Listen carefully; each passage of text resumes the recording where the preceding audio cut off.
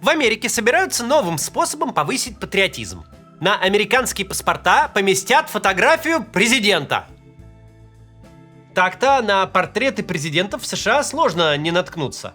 На деньгах, в кабинетах, даже в виде статуи на горе. Нюанс в том, что президент в паспорте будет нынешний, Дональд Трамп.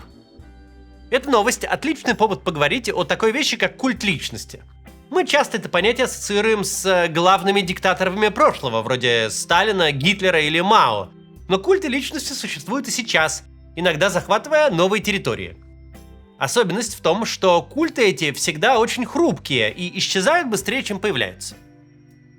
Интересная тема, особенно в контексте Трампа.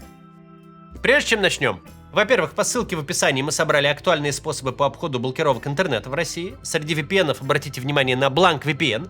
Он постоянно в топе нашего рейтинга в последнее время. Рейтинг этот, кстати, тоже вы найдете в инструкции. Ну все, теперь к выпуску.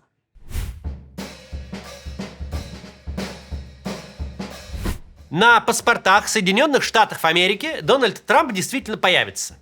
И не в каком-то скрытом виде, не завуалированно, а прям полноценным портретом. Можно было бы порадоваться, что хотя бы не на обложке, но вообще-то как раз на ней.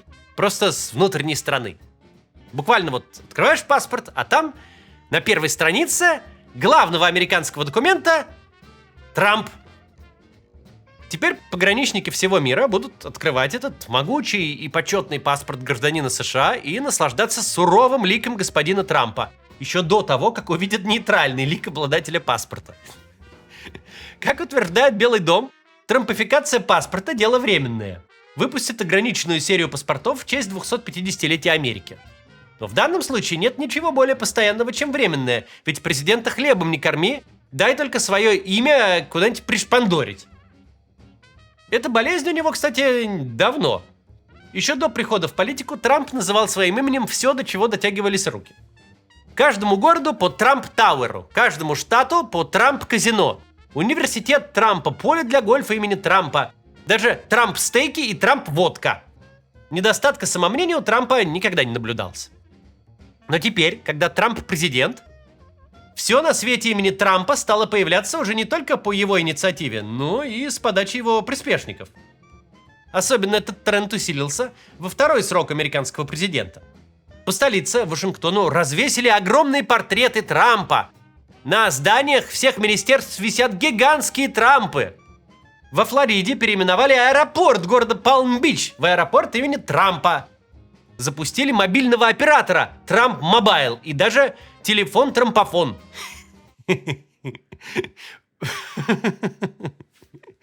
Черт. К Центру искусств имени Кеннеди приделали имя Трампа. Теперь это Трамп-Кеннеди-центр. Организацию под названием Институт мира США тоже переименовали в Институт мира имени Трампа. Ни к одной из институций, конечно, Трамп никакого отношения не имеет. Он, однако, позаботился о том, чтобы его имя туда приделали к вывеске и обязательно золотыми буквами. Но и это не все. Теперь Трампа собираются напечатать на американских долларах. При жизни на деньгах обычно изображают королей или императоров. Но вот будет и избранный президент. В США, правда, есть закон, который запрещает на бумажные доллары помещать живых людей. Но вот о монетах позаботиться забыли. И поэтому уже летом американский монетный двор отчеканит настоящую долларовую монету с физиономией Дональда Трампа. А вдобавок еще и 250-долларовую, сувенирную. С настоящим золотом, конечно же. В недавнем видео мы уже рассказывали про военные корабли класса Трамп, которые собираются заказать американский флот. Но в соревнованиях по ублажению верховного главнокомандующего не отстают и ВВС. К 2030 году американцы собираются выпустить новый истребитель, и в прошлом году ВВС объявили, что называться он будет Boeing F-47. Трамп 47-й президент США. И прямо в пресс-релизе говорится, что номер истребителю дали в честь президента, благодаря которому у страны вообще появился такой классный самолет. Все это, конечно же, подкрепляется постоянным восхищением господином президентом. Он уж там и умен, и красив, и хорош, и вообще, ну просто Бог послал невероятного человека в Америке в начальнике. Прям государственного телевидения в Америку, правда, не завезли. Но несколько каналов с радостью эту тему, значит, толкают и сами. На Fox News и Newsmax 24 часа в день рассказывают исключительно о том, какой Трамп молодец и как надо продолжать его любить обязательно. Им помогают министры и чиновники всех уровней, которые из трибун и в интервью благодарят Трампа за успехи. Теперь любая происходящая в США вещь — это либо из-за Трампа, то есть хорошая, либо против Трампа, то есть плохая. Президент США всю дорогу был очень значимой фигурой, конечно, но еще никогда его личному бренду так сильно не помогало все федеральное правительство. Культ действительно есть, и он работает. Как вообще Америке, цитадели индивидуализма и республиканства, удалось погрузиться в культ личности президента Трампа? Разберемся после рекламы.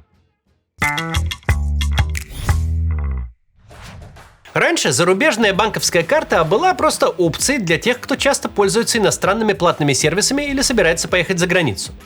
Теперь же такие карты нужны, чтобы пополнять баланс Apple аккаунта, оплачивать некоторые VPN или попросту хранить деньги на зарубежном счете в валюте и получать с этого проценты.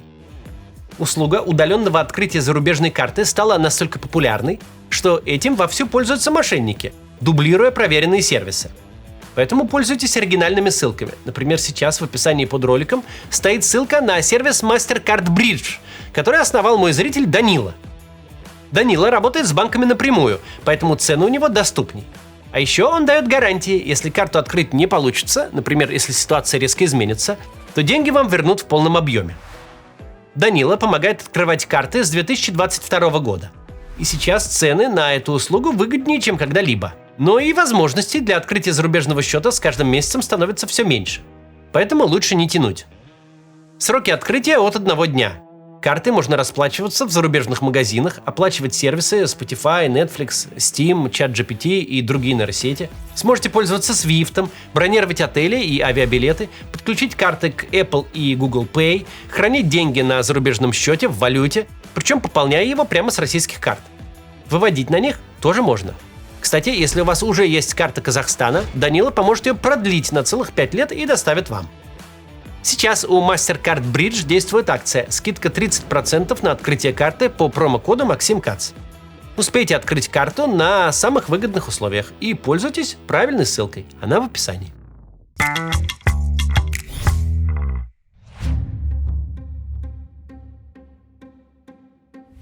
Итак, ну как же вышло-то, что Америка погрузилась в культ личности президента? Прям как самые отпетые тоталитарные режимы. Ну, все в какой-то степени просто. Демократии не то чтобы от таких вещей как-то напрямую защищены. Особенность культа личности в том, что органично и сами собой они не вырастают. Культ личности спускают сверху, потому что так надо либо самому сидящему верховному лидеру, либо государственному руководству в целях укрепления власти.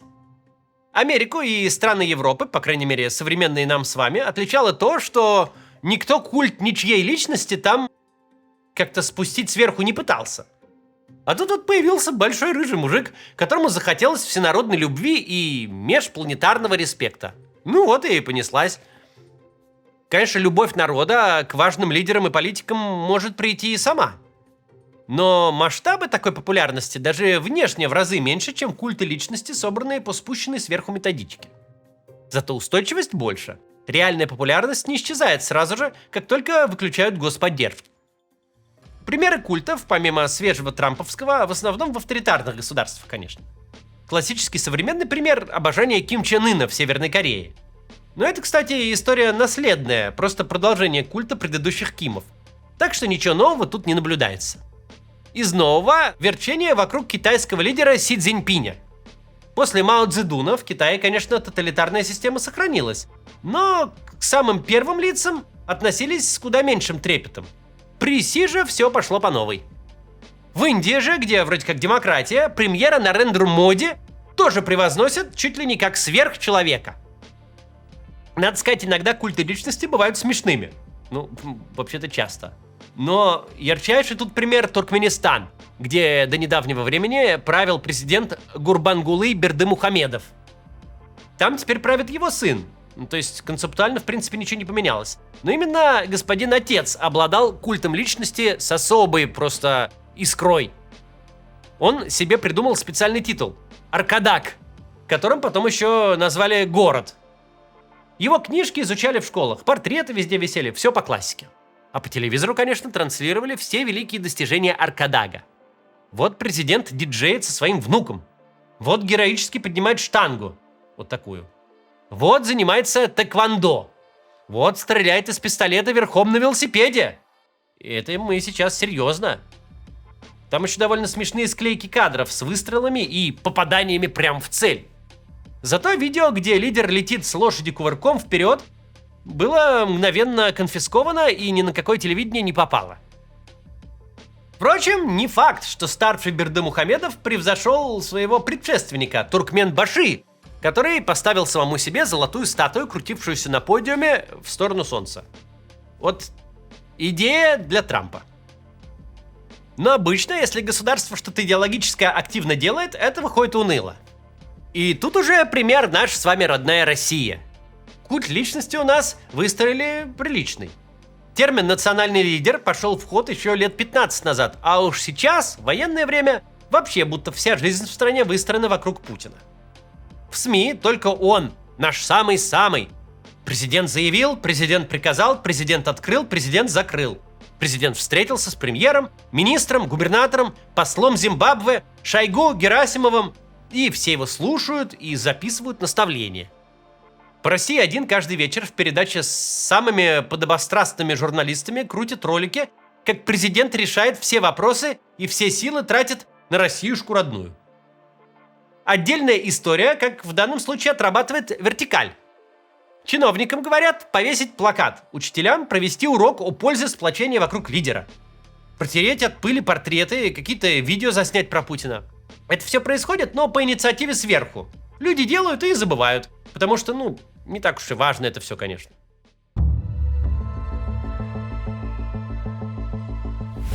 И вот тут мы подходим к основной особенности культов личностей. Поскольку они, по сути своей, конструкт довольно искусственный, поскольку насаждают их сверху, то и пропадают они сразу, как только процесс насаживания прекращается. Примеров тому полно. Ладно, про Гитлера не будем, там в целом все как-то не так получилось. Культ личности Сталина одной речью демонтировал Хрущев, а культ Ленина остался, потому что тот умер рано и вроде никому не мешал, поэтому и отменять культ его личности никто не стал. До сих пор, кстати, можно в мавзолей на него посмотреть. И метрополитен у нас в Москве имени Ленина. Так-то. Во всех странах соцлагеря культы лидеров улетели в урну вслед за, собственно, лидерами и их режимами. И никто не сопротивлялся. Да и не только социалистического. Саддам Хусейн, Башар Асад, всякие там диктаторы помельче тоже считались полубогами, но быстро стали никем. Один из более современных и близких нам примеров – дружественный Казахстан. Им аж с распада СССР правил президент Нурсултан Назарбаев. И народное обожание ему там тоже не знало границ. Организовано было в промышленных масштабах. Елбасы, так он назывался, значит, отец нации, то сделал, этого добился. Своими сильными руками вытащил Казахстан в 21 век. Всем народам должны ему быть благодарны. И даже когда Назарбаев передал власть новому президенту Токаеву, вроде бы он сохранил за собой и статус, и позицию Елбасы, национального лидера. А потом случились январские протесты 22 года, и буквально за пару месяцев народную любовь как рукой сняло. Потому что дали понять, что она больше не обязательна. Даже столицу Казахстана, Астану, к концу правления Назарбаева назвали Нур-Султаном. А ранее сам Назарбаев Астану столицей и назначил. В советские времена центром Казахстана был Алматы. И название Нур-Султан продержалось всего-то 3 года. Прежнее название вообще без каких-либо возмущений вернули, и никто и не вспомнил, что за Нур-Султан там такой был. Будет ли так с тем же, например, Трампом? Будет, конечно. При условии, что следующие выборы пройдут нормально. Нормально, то есть без Трампа, которому на 3-й срок прям никак нельзя. Мало ли. А если бюллетеней его не будет, а при его президентстве республиканцы проиграют, вероятность чего совсем не иллюзорная, то и культ личности сразу исчезнет, потому что лузеров никто не любит. Кеннеди-центр откроют под старым названием, монеты с Трампом станут предметом интереса у нумизматов с изощренным чувством юмора, истребители переименуют в какой-нибудь F-48, с Обамы снимут санкции в американских дайнерах. Конечно, останется значительная часть американцев, которые Трампа боготворят, но у них там будет свой мир со своими телеканалами и лентами в Твиттере. Остальные же просто продолжат спокойно жить свою жизнь безо всякого Трампа. Это мы точно знаем, потому что уже такое проходили. В свой первый срок Трамп тоже стал центром вселенной и главным героем каждого новостного цикла и так далее. Даже когда проиграл после первого срока, внимание на себе заострял без труда. Аж целый штурм Капитолия устроил и второй импичмент заработал. Но потом в Белый дом заселился Джо Байден, импичмент ни к чему не привел, ну а про Трампа как-то забыли аж на 3 года. Забудут и в следующий раз. Ну а что у нас? А у нас есть традиция. Каждое следующее правительство обязательно отменяет предыдущее и делает все наоборот. А про предыдущее мы узнаем всю правду, и оказывается, что именно оно виновник всех бед. Так было прямо с момента, как царь закончился, без единого исключения. Не сомневаюсь, что будет так и в этот раз. Тем более есть все основания. До завтра.